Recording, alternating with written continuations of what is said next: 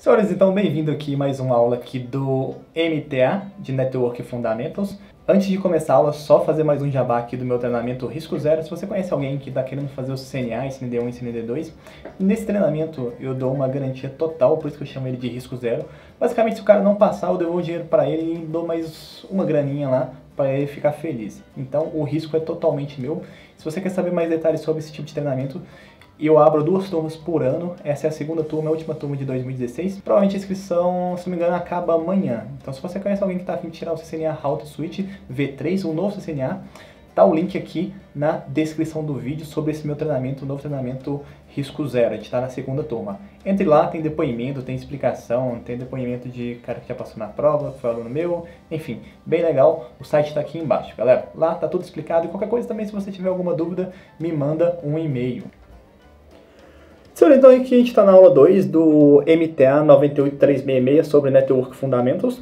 Então a gente viu na última aula que a gente não viu nada muito avançado, a gente não viu a fundo como um switch funciona, a fundo como um hub funciona. A gente deu explicações genéricas e é isso que cai na prova. Nenhuma explicação aprofundada de como o roteador funciona, tem que saber o básico. O roteador foi feito para ligar duas redes, o switch trabalha na rede local, ele é mais esperto que o hub, porque ele consegue saber. Ele trabalha primeiro em full duplex, ele envia e recebe ao mesmo tempo, ele consegue saber quem está transmitindo aquela informação e mandar diretamente para a porta para quem deve receber aquela informação, diferente do hub. Então, você não vê o funcionamento a fundo disso, mas você tem que saber a diferença de um para o outro. A diferença de um hub para o switch, a diferença que com o roteador faz, interligação entre duas redes, enfim. Nada muito avançado, é o básico, porém você tem que saber esse básico.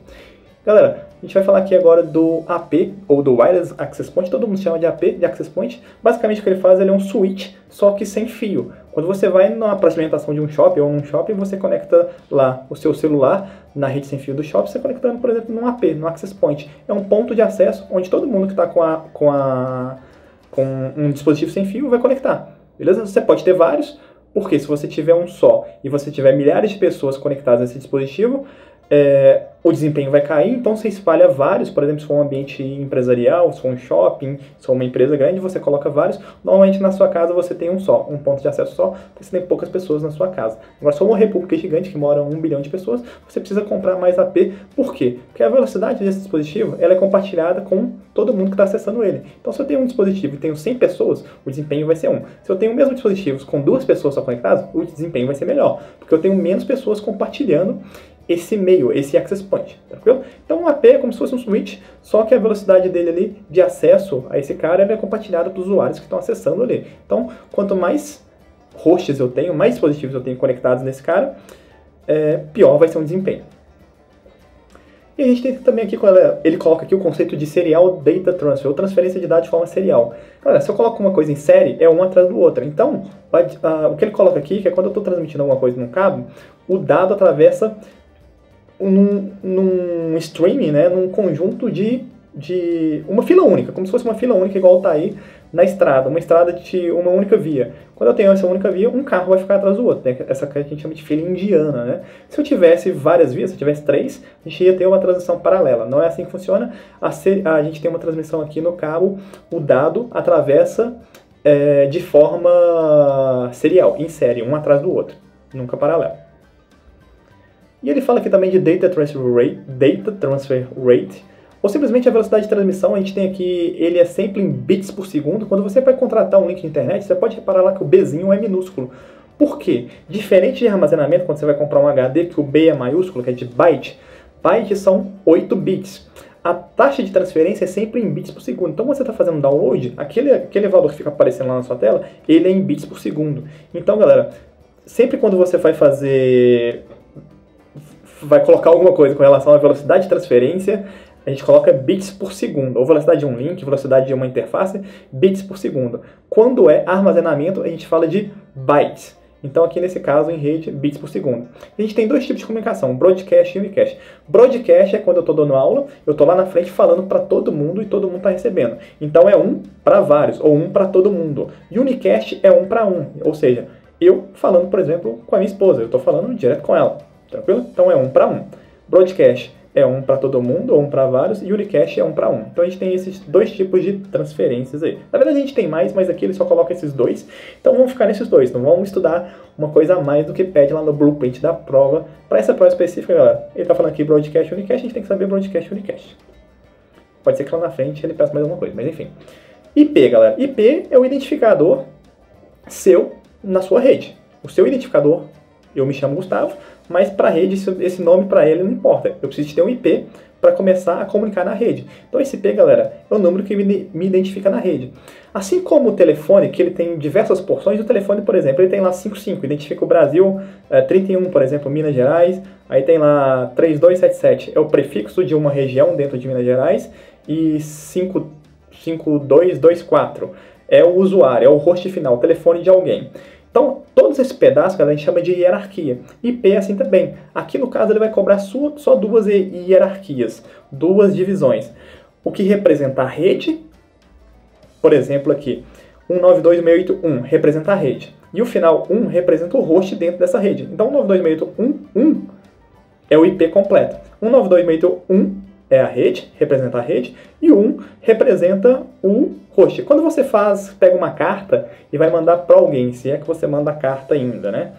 Porque a gente está em 2016, acho que ninguém quase... Enfim, quando você tem que mandar alguma coisa pelos correios, você não coloca lá a informação mais específica até a menos específica, você coloca lá o nome da pessoa, você coloca lá o país, estado, depois você coloca lá o CEP, depois você coloca a rua e depois você coloca o número, né? Depois apartamento e bloco, enfim.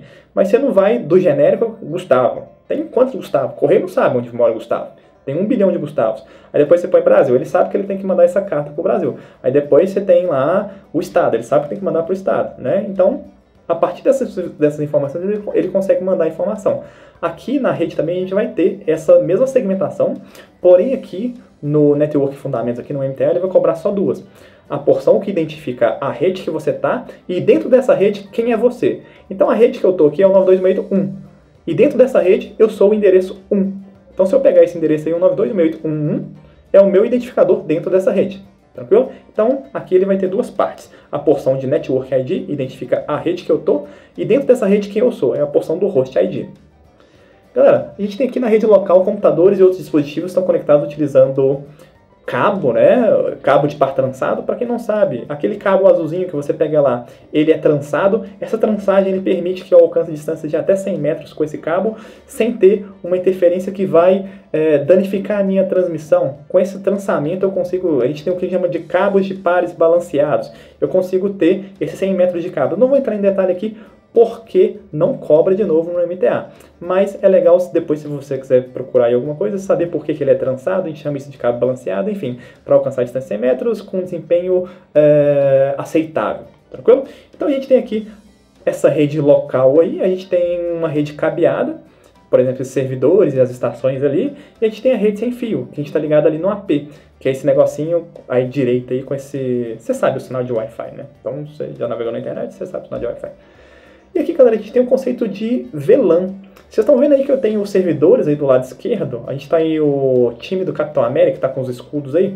E a gente tem ali o time do Homem de Ferro. Então a gente tem duas redes criadas dentro do mesmo switch.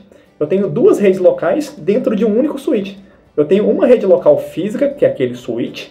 Só que dentro dessa rede local eu criei duas redes virtuais, que é a rede do Capitão América e a rede do Homem de Ferro. Para que eu faço isso? Por exemplo, na minha empresa eu posso ter uma rede, no mesmo equipamento, eu posso ter uma rede virtual que vai servir o RH, uma rede virtual que vai servir o pessoal do financeiro, uma rede virtual que vai estar no data center. Então, com isso eu consigo ter também uma segurança maior, eu consigo segmentar, dividir meu tráfego de forma mais legal. Então é por isso que eu crio VLANs. São redes virtuais dentro de um único equipamento físico. Eu não comprei outro equipamento para ter o time Capitão América, eu não comprei outro equipamento para ter o time do Homem de Ferro. Todos esses caras estão no mesmo equipamento, só que eu dividi isso de forma lógica. É na programação do equipamento que eu faço isso, na configuração do equipamento que eu faço isso. Não é fisicamente, eu não comprei equipamentos separados. Por isso que o nome vem de VLAN, Virtual Local Area Network. Eu tenho uma rede local, na verdade agora eu tenho duas, a do Capitão América e do Homem de Ferro, só que isso de forma lógica e não física. E, galera, essa aula também, como todo o MDA, bem basicona. Se você gostou dessa aula, assine, curte, compartilhe. E é isso aí, galera. Até a próxima aula.